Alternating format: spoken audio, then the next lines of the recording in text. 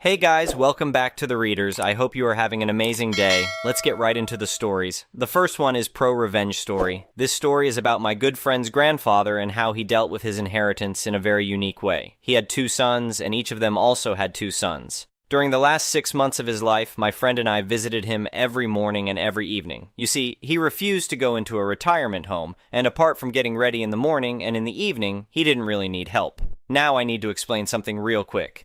Up until 2019, we still had mandatory service in the Army for 12 months, but there were several ways around it. I'll only explain the most common way since it's connected to our story.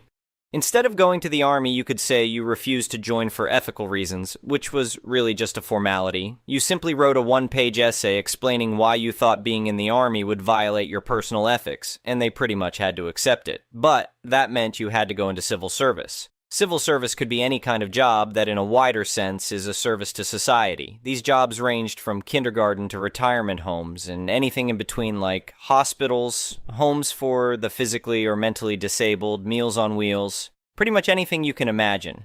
You would be paid the same amount of money you would get in the Army and had the right to certain perks like a free room, health insurance, work clothes, etc., the same stuff any soldier gets. Plus, since soldiers get free food, you either got free food or a food allowance. I did my time in a retirement home, and it was an awesome experience. I think a job like that really widens your horizon as a young, arrogant punk, and really matures you and shows you what's actually important in life. Back to the story. I had just finished my time in the retirement home in 2022, and for 1 year simply wanted to job around and make some money. Then one of my best friends, Lucas, comes to me and says, "Hey, I need your help." "What's up?" I asked. "My grandpa can no longer do everything by himself," Lucas explained, "but he really only needs help in the morning to get ready and in the evening. Since you've learned how to do this from real professionals, could you show me how to help him so he doesn't have to go into a retirement home yet?"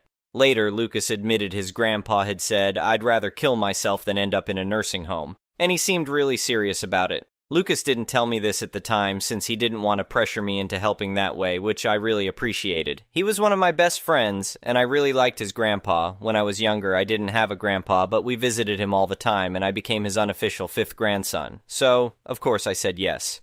The original plan was to show Lucas for 3 weeks, and then observe him for another 3 weeks, then he would do it on his own.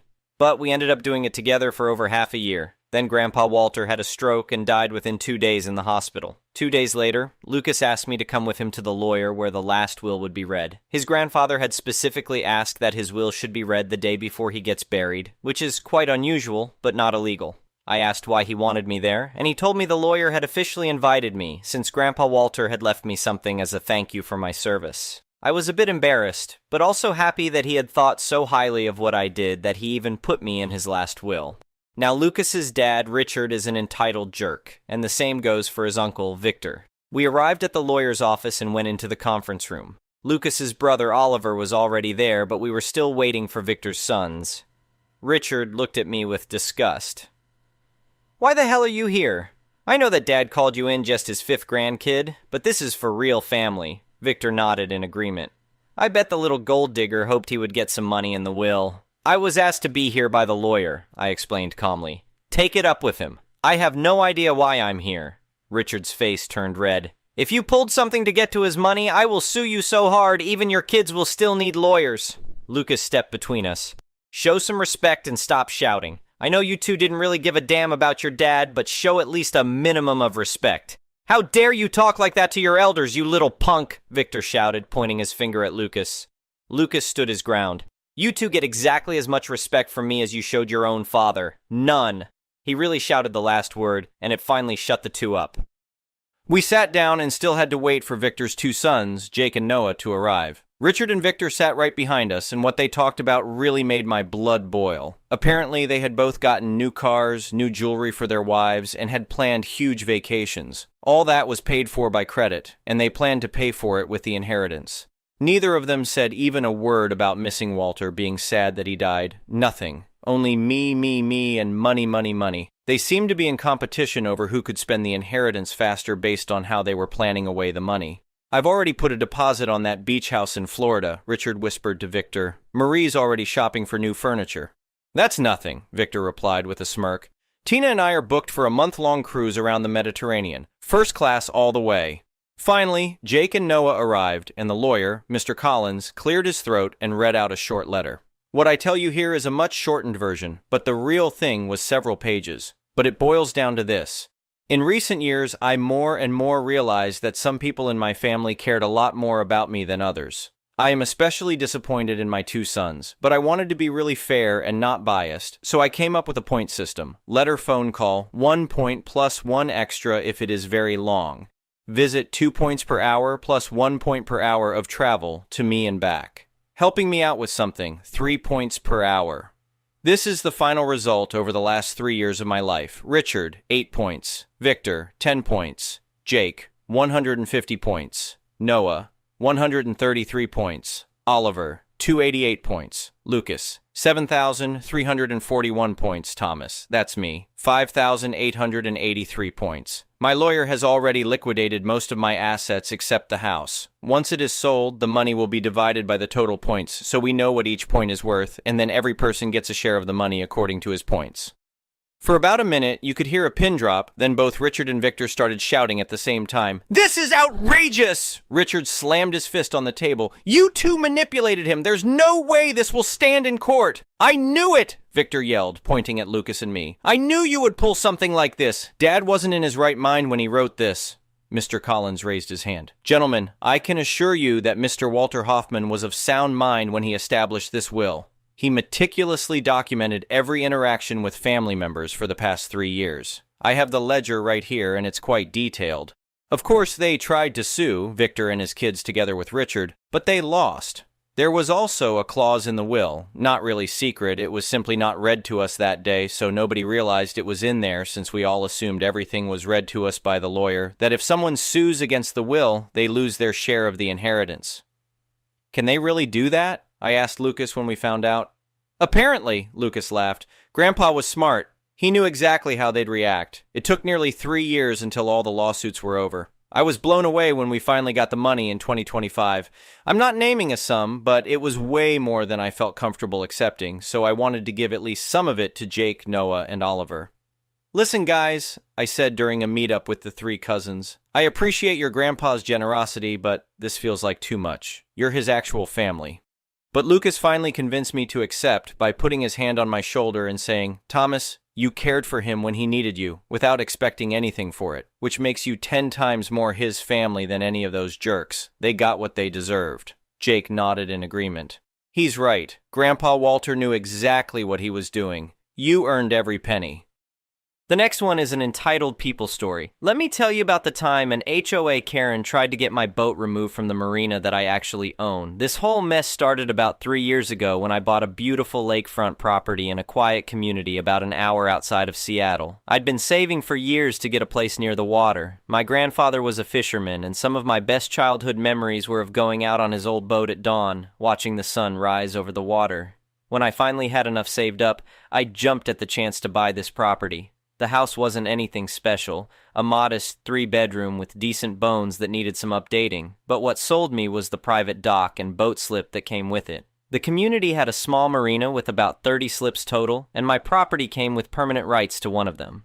What I didn't realize when I moved in was how active the HOA was in this neighborhood. Within the first month, I got 3 different notices about minor issues. My mailbox was apparently the wrong shade of brown. I'd left my trash can out 12 hours too long, and my lawn needed to be mowed even though it was barely an inch tall. I dealt with these annoyances because I loved being near the water. I fixed the mailbox, set reminders for the trash, and mowed the lawn more frequently. I figured I could live with these minor inconveniences. About 6 months after moving in, I learned that the owner of the marina was looking to sell. He was in his 70s and wanted to retire to Florida. The marina wasn't huge, just the 30 boat slips, a small office, and a maintenance shed. But it was well maintained and had been profitable for decades. Since I already owned property in the community and had a background in business management, I decided to make an offer. After some back and forth negotiation, we reached a deal. I became the proud owner of Lakeside Marina. I kept the previous manager on to handle the day-to-day operations since I still had my regular job, but I took care of the finances and major decisions.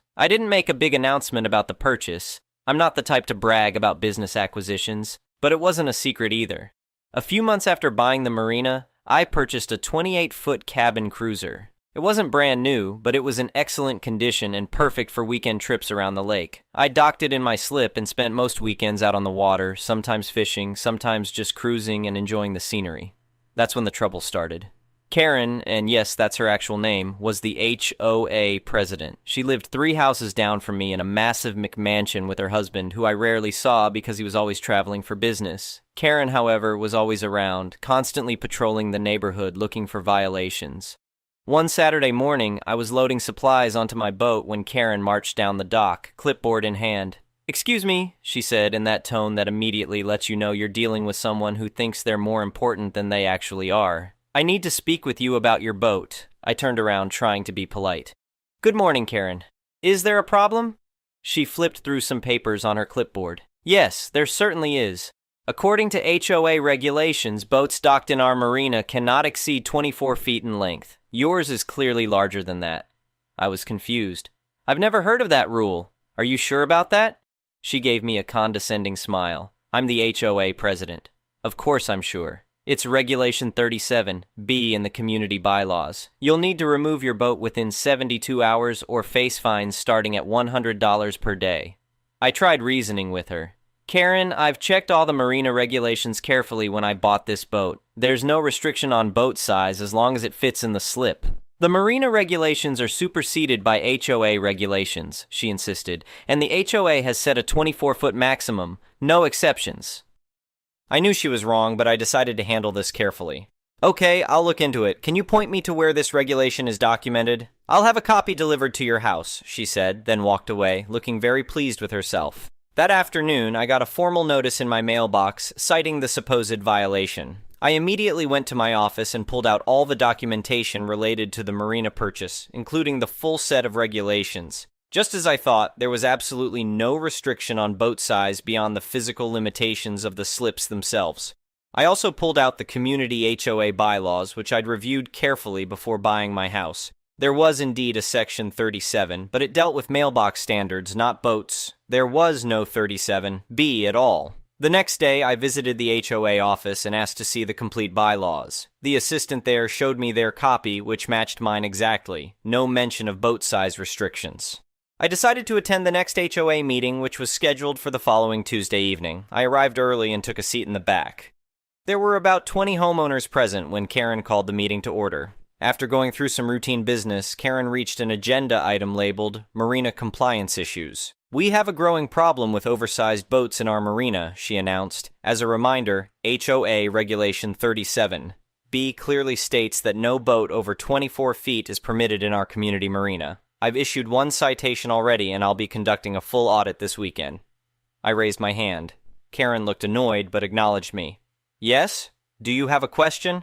"I do," I said, standing up. "I've reviewed the HOA bylaws thoroughly, and there's no Regulation 37B regarding boat size. Section 37 is about mailbox standards." Karen's face flushed. "The boat size restriction was added last year. Perhaps you have an outdated copy." "When was it added?" I asked. "Because I've checked the minutes of all HOA meetings for the past 3 years, and there's no record of any vote on boat size restrictions." Several other homeowners started murmuring and looking through their own copies of the bylaws. "It was a board decision," Karen said, her voice rising slightly. "The board has authority to implement certain regulations without a full community vote." "Actually," I said, "according to the HOA charter, any regulation affecting property usage requires a 2/3 majority vote of all homeowners, and even if the board could make that decision, it would still need to be documented in the meeting minutes and formally added to the bylaws." Karen was visibly flustered now. "Well, it's been a long-standing understanding in the community, even if it's not formally documented. Large boats are eyesores and reduce property values." "That's not how rules work," I replied calmly. "You can't cite people for violating understandings that aren't in the bylaws." An older gentleman in the front row spoke up. "I've had my 26-foot sailboat in the marina for 12 years. Nobody's ever said a word about it being too big." Another homeowner added, "My boat is 30 feet, and I've had it there since before Karen moved in." Karen tried to regain control of the meeting. "Regardless, as HOA president, I have a responsibility to maintain community standards. Large boats are becoming a problem, and we need to address it. I decided it was time to reveal my hand." As the owner of Lakeside Marina, I can assure you that boat size is not a problem as long as the vessels fit in their designated slips." The room went silent. Karen's jaw literally dropped. "You... what?" she stammered. "I purchased Lakeside Marina from Bill Jackson 6 months ago," I explained. "And while the HOA has jurisdiction over many aspects of our community, the marina operates under its own set of regulations that were established when it was built, long before the HOA existed. Those regulations are filed with the county and the state boating authority." That's not possible," Karen sputtered. "The HOA has authority over all community amenities." "Actually, it doesn't," I said. "The marina is a separate legal entity. It's not a community amenity. It's a private business that grants usage rights to slip owners and renters. The HOA has no authority to regulate boat sizes there." One of the other board members, a retired attorney named Dave, cleared his throat. "He's right, Karen. The marina has always been a separate entity. That's why slip fees aren't included in our HOA dues." Karen was turning an alarming shade of red. "This is unacceptable! We can't have people bringing whatever boats they want into our community." "Actually, we can," I said, "as long as they follow the marina regulations, which primarily concern safety, maintenance, and ensuring boats fit in their designated slips. And speaking of regulations, I'd like to address the notice I received about my boat being in violation of a non-existent rule." I held up the citation she'd left in my mailbox. Issuing false citations is a serious matter. It could be considered harassment or even fraud.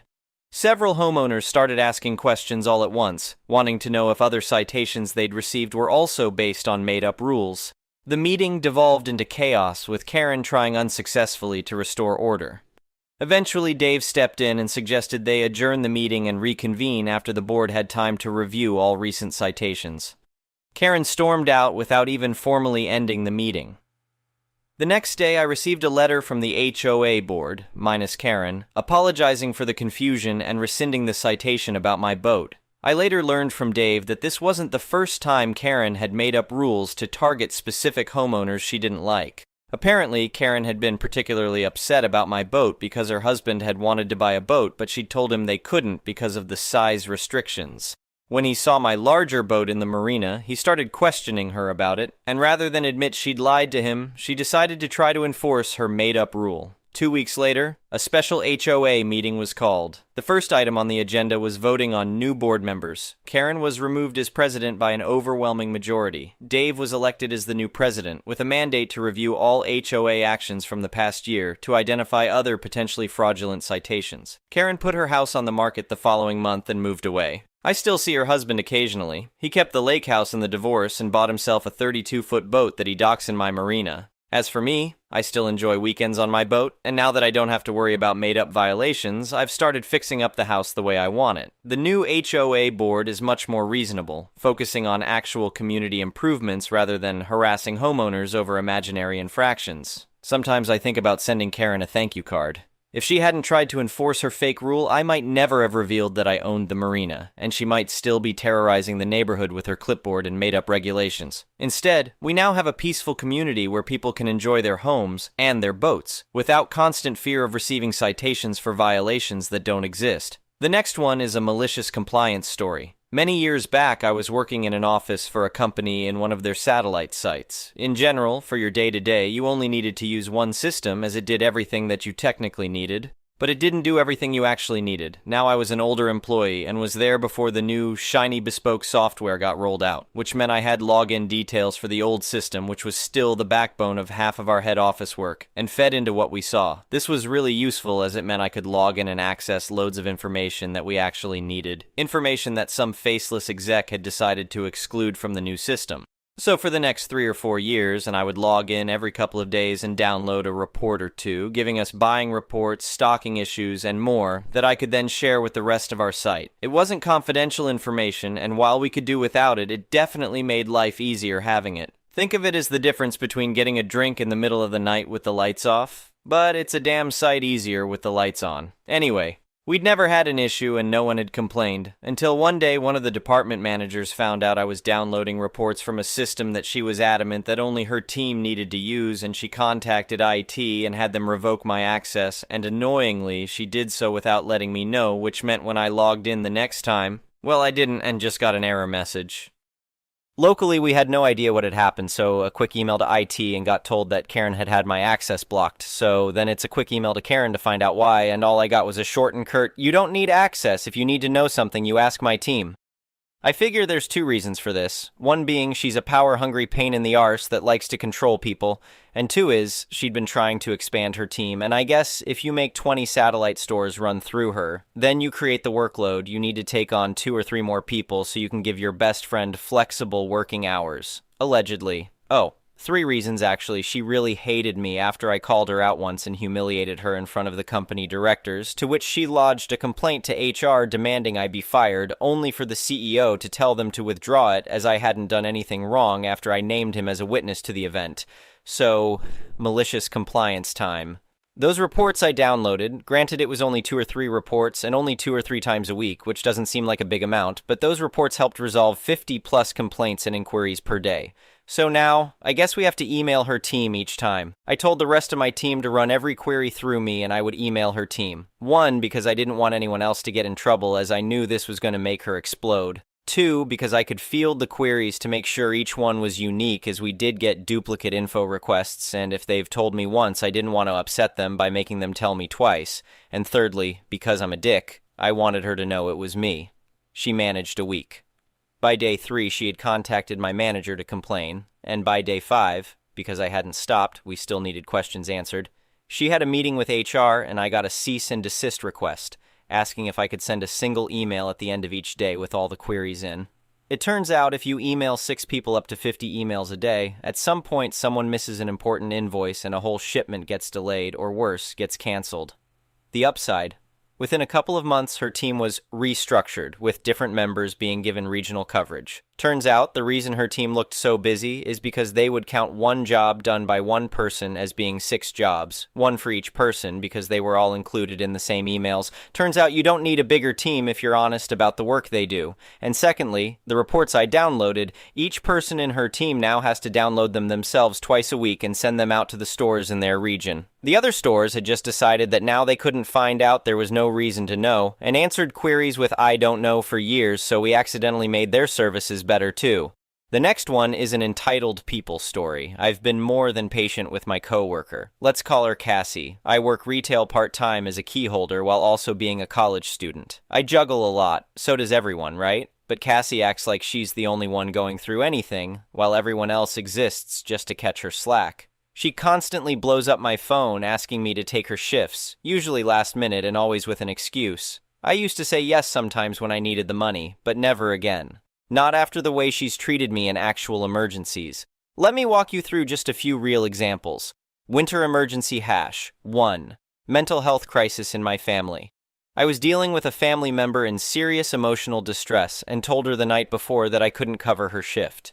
18 hours in advance, she said she wouldn't be able to make it anyway because her friend's car was stuck in the snow. It snowed maybe 4 or 5 inches. Girl, be serious. You had time to dig it out? I even offered to have my dad pull the car out with his F-150. He would have done it for the drama alone. And she goes, "No, that's okay." Then she claimed, "His car is running out of gas from trying so hard to get out of the snow. So what you are that's stuck but don't even want an option to even get back to your house? Right." The next morning, I let her know I still couldn't come in due to the emergency. She responded with, "I already told the manager you can come in a little later to close." I hadn't agreed to that at all. She also blew up my phone and the manager's phone, panicking and saying, "She's on Snapchat but not texting me back. What do I do? Medical emergency, potential blood clot." I woke up with a swollen ankle and leg from a tendon injury. I was told to get medical attention immediately because it could have been a blood clot. When I asked her to cover for me, she said she doesn't have a ride on Wednesdays anymore. 3 days later, she texted asking me to cover for her so she could do laundry and clean and said, "I'll switch with you for your Wednesday shift next week." Wait, didn't you just say you can't work Wednesdays? Career opportunity, Netflix. I got reached out to for a super cool filming opportunity with Netflix. I only needed a 5-hour shift covered to go. When I asked her, she said she couldn't because her friend was stopping over to pick up clothes and a skateboard.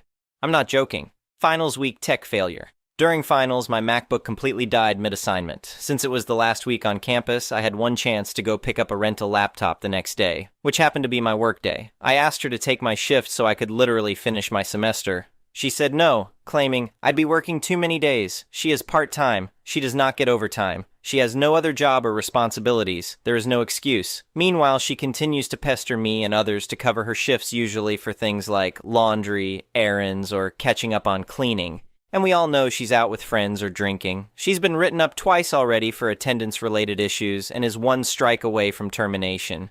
I don't take her shifts anymore. I don't care if she's desperate. Until she steps up and helps me even once in an actual emergency, I'm not her fallback plan. I'm not her shift mule. And I'm done pretending I'm okay being treated like one. Let me know if anyone else deals with this kind of manipulative, weaponized incompetence. Because I swear, the next time she says, "Can you take my shift? I need to do laundry," I might just print this out and hand it to her like a scroll. Anyway.